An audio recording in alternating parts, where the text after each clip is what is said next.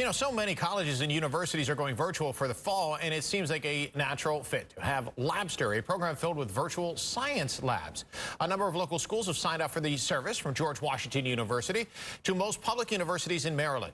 Dr. M.J. Bishop of the University System of Maryland says while it's no replacement for the hands-on lab experience, this is a way to get students thinking about working in a lab environment, prepared for hybrid learning and when they can return to the actual labs. The opportunity to get students engaged in understanding some basic lab skills, understanding some of those techniques, so that when they came to campus for a lab-based experience, first they would be there for less time. They could go through in fewer numbers, so to help with the de-densifying issues, and hopefully also improve learning outcomes.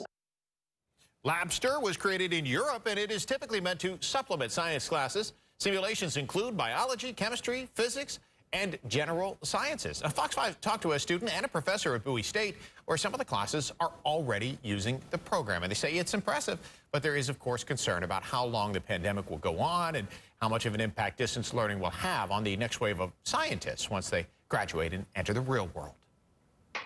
But I had to do with genetics, and we were sorting through DNA molecules and different cells, and it was really interesting. They had the whole lab set up, and they had like the equipment that we would use in our regular labs. We also see the benefits of virtual lab in the circumstance in which we have found ourselves.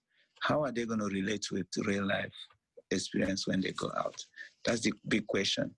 And it's like an experiment. So maybe in 2 years' time, you and I will begin to see the impact. The professor believes virtual labs are here to stay, even after the pandemic, as a supplement to the hands-on learning, because they provide unlimited resources and unlimited attempts at experiments. Also, no threat to actually blowing up a lab or anything like that. But the professor says we need to keep up with the social distancing to get the next crop of doctors and scientists back in person.